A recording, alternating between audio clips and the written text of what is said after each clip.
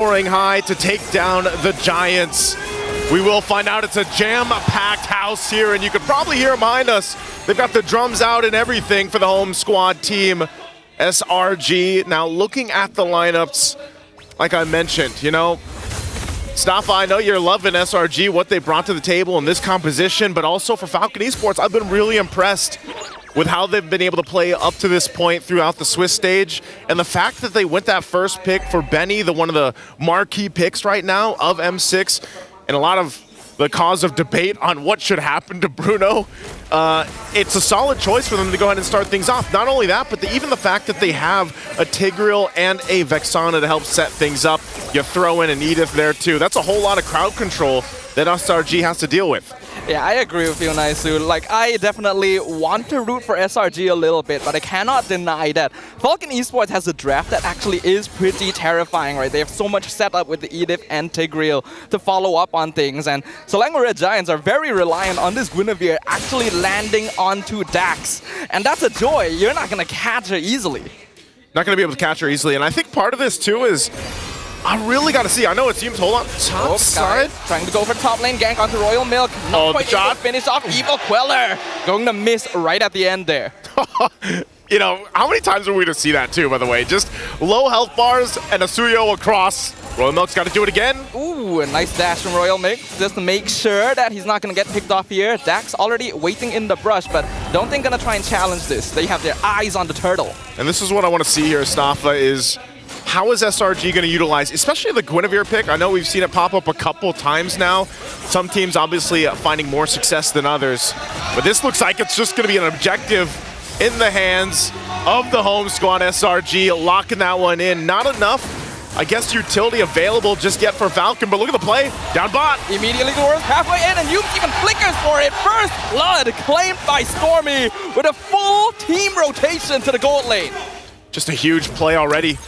As I was mentioning too, you know, hey, Benny got his hero that he loves to play, that he performs so well on, but if SRG decides to just go ahead and focus down Benny and make his early laning phase a living hell, then what can you do but to support him? And that's going to be up to Falcon Esports on rising to that occasion and dealing with that, because that's going to happen time and time again. And for Innocent, you know, the beast on this Granger, we know what that turns into late game. Yums, he gets poked down a little bit. Ultimately going to be fine. First items being picked up here too. That's the Hunter Strike now for Innocent. Meanwhile, over for Benny, still locking in that first one. What do you think they need to do to Benny so that he has a good time here? Do they just plant Kid X down on the gold lane for him? I think you definitely don't want to keep Kid X in the gold lane forever, but a little bit of an increased presence is going to benefit Falcon. Generally, the traditional playstyle will lean towards Benny's side of the map anyway, so I think they can stick to what they're comfortable with. It's just that SRG went so quickly because they knew that Kid X didn't have Implosion ready yet to punish them for grouping up that hard. Now that the levels have actually caught up on both sides, we're probably going to see SRG tone it down just a little bit to make sure they're not caught out in a big team fight ult. I mean, we have seen that, you know, even the beginning days of the Swiss stage where SRG, they made a couple mistakes, and a lot of people were wondering, you know, what happened. And even Coach Arcadia himself said in that quote, you know, they basically beat themselves because of the lack of discipline that they face. Oh, hold on, mid. Speaking of, they caught Kid X. That's a violent requiem. No implosion because you are already dead. Right into the diversion play. Going for Benny in the bot lane. Glorious. Oh no, Benny. They are diving the tower. There is nowhere to run. Purify will not save you. 3 kills for Selangor Red Giants. It is not a good day for Benny in the gold lane. And man, that's the answer right there. Hume's able to find the mid lane. This turtle, though, I don't think at this point Falcon Esports really wants to contest this. They are getting in position for it. Implosion is available.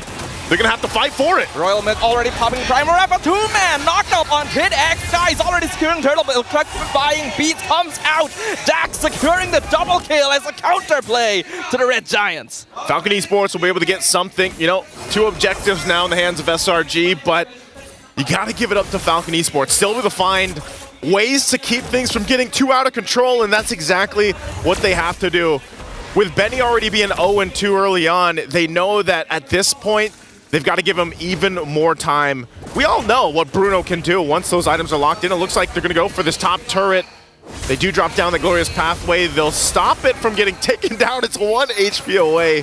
So eventually that turret will go down, and Falcon Esports really maintaining from that deficit in the gold lead for SRG, getting it 2 out of hand, and I feel like they have to do this. They have to do this for the majority of this early game. Even if it turns into a situation, Staffa, where it's 3 for 3 turtles for SRG, they could still fight things out if Falcon Esports gets enough time. Ooh, great flicker timing from Royal Milk. Avoids the spatial migration from Skies. Diversion once again. They're going to the bot lane. They have their eyes on Dax, but the Joy has already dashed out. So unsuccessful gank coming in here from SRG. The turret top's finally going to go down. Benny working on it. As I said, it was 1 hit away earlier on. Good plays from Falcon Esports. Even against this diversion, Dax.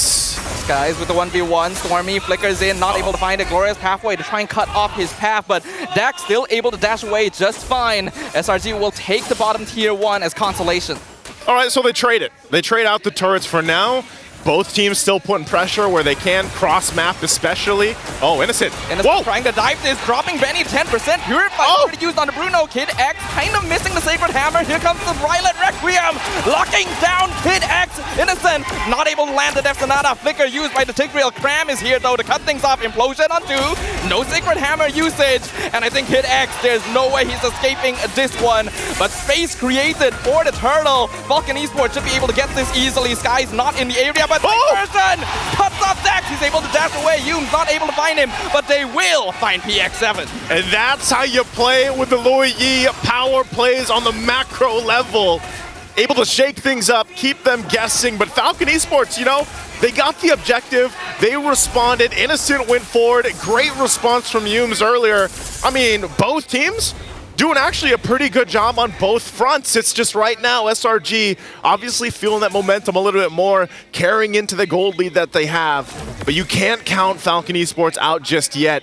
Yes, Benny had a hard time in the early game, but as long as he can keep farming up and doesn't die anymore, then he should be able to get to a point where, yeah, his damage is a big threat for those team fights later on. And remember, Kid X, he hasn't found that right implosion just yet, but if he does, and we're talking about the Lord fights later on, or even on a defense, we have seen that change the course of games before. So right now, Falcon Esports in a position where they just need to go ahead, stay calm and collected, farm up what they can, and get back in a fighting position against SRG. Because right now, it does feel like they're just kind of trying to catch their breath at this point. Yeah, Falcon Esports can definitely afford to slow things down somewhat. I think the onus is actually on SRG to really try and make something happen, because we all know what kind of damage Bruno can output by now. He will normally hit his spike around that 15-minute mark, but since he's already died twice, SRG have been able to prolong that timer just a little bit. But once you get into the real late game stages, those 5v5s can be really scary. There's Sonata comes out! Innocent! With the sniping across the map, taking the Falcons out of the sky. Oh, and Yume's jumping in. Yep, he's still finding more Violet Requiem. There is nothing Kid X can do here. Slangware Giants will take their jungle. Right now, the Beast is winning the battle. Royal Milk, too, doesn't want to overextend into that, because right now, this Lord is up. You can see the pushing going on here on the top side, but it looks like this is going to be a Lord for SRG. And still, they just keep the momentum going. Definitely looks like they're a lot more disciplined this time around and ready to carry in towards the base. They've got the tier 2 still to work through and even that tier 1 up top. But SRG in a good position. Even looking at the damage tell, I mean, my goodness, talk about the Beast here, Innocent. Look at the damage profile on this Granger. That is very, very impressive. Innocent, he did debut this Granger in the first game of M6, but they didn't do all that well, but now they're changing it up. Diversion play into the back line. That's going to be your knock-up on Royal Milk, killing spree for Skies. And we can see that Selangor Red Giants are continuously applying pressure on the bottom half of the map. Skies even cutting off the back line. A flicker forward by Stormy. Purify used by Benny. By base. Two-man implosion from Kid X, but Skies is still running forward. Mega kill for the Suyo, but they will trade Stormy for it, and Benny even picking up the shutdown. They got a couple of kills. Benny's out of the picture again. Lord is still up in the mid lane. It's Kid X and PX7. No Eternal Guard available for PX7. They should be able to get this turret. Still putting the pressure there. They drop down the Glorious Pathway. And this is, remind you, what Coach Arcadia said, SRG will stay disciplined. They went a little overzealous there on the bottom side. They didn't get that tier 2 there, but they do get out. Just focusing on the turrets. It was only that first Lord. And so Falcon Esports, you know, they're seeing that gold lead get a little bit bigger across from them, and they're feeling the amount of pressure that's being put. And it's really up to them to go ahead and slow things down, farm up to where they need to be. I think even to a sense, you know, Benny, the fact that he was able to get a kill and that we got that preview of that implosion, but with the difference in terms of the value of items that they have, it's really difficult to capitalize on the implosions right now. Like, if you think about all the crowd control, where are they sending this diversion? Oh no, Benny. Benny should have seen that. I don't think he did, but he's still kind of at a bad angle that SRG can't really connect on, so they will eventually pop out, even the Glorious Pathway, just to make sure Falcon doesn't catch up with them as they back out from the jungle. At this point, Falcon Esports just trying to scrape up what they can. And you know, this has been the struggle, Stafa, of the Tigreal in general. Like throughout these past few days, I think even the sense in the wild card. It's great to have him, and then you're just traditionally a tanky hero, but if you fall behind and then you have this kind of scaling happening for the opposite team, you're just a guy that's throwing your body to the wind and hoping that you get an implosion off. And if you do, then that's great, but sometimes you're even dead before the team can shine and follow through. That's a Malefic Gun picked up now by Benny. This is the item that definitely is needed with a Bruno and has found a lot of success with. But I think even then, it's still, you're far away from getting to the point where you're able to actually turn some of the tides of this fight. This next Lord is coming up, though.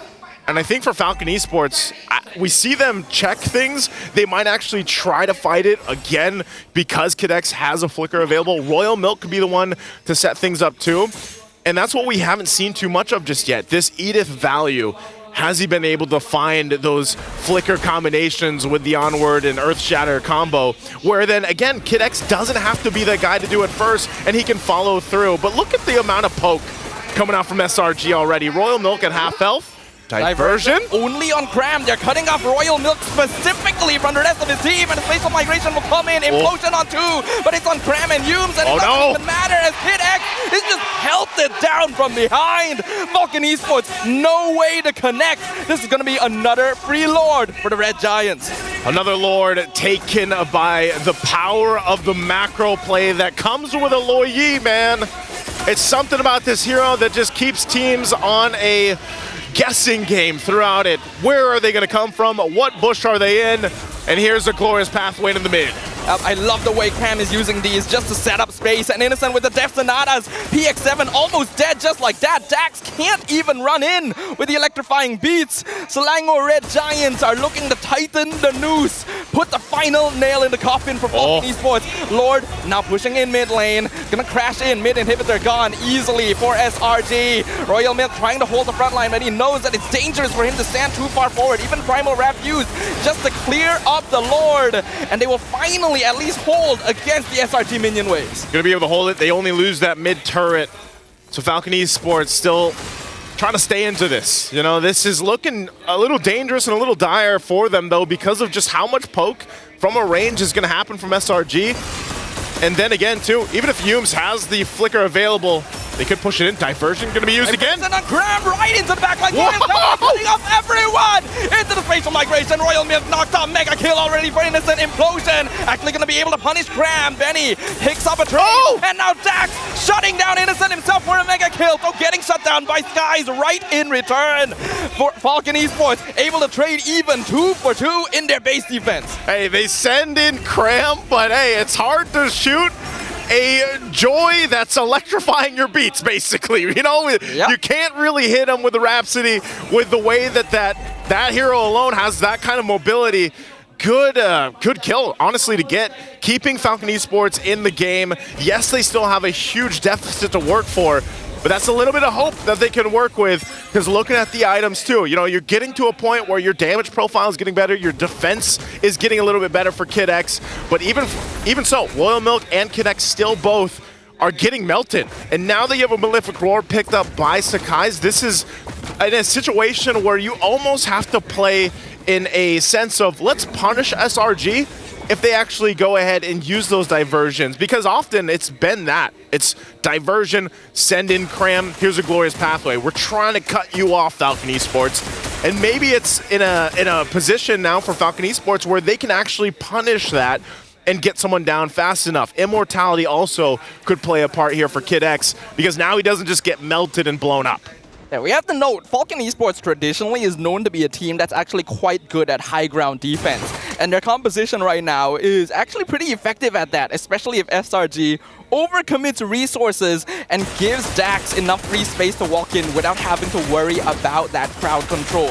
We are now at the 16-minute mark. This is a very, very crucial timing, because whatever happens next determines whether Benny just takes over the game.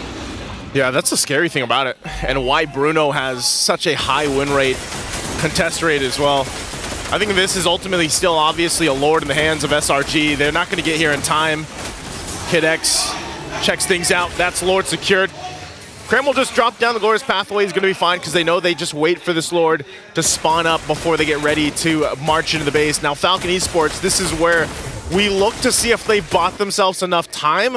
You know, almost 17 minutes into the game. They've got some key items that they just recently picked up.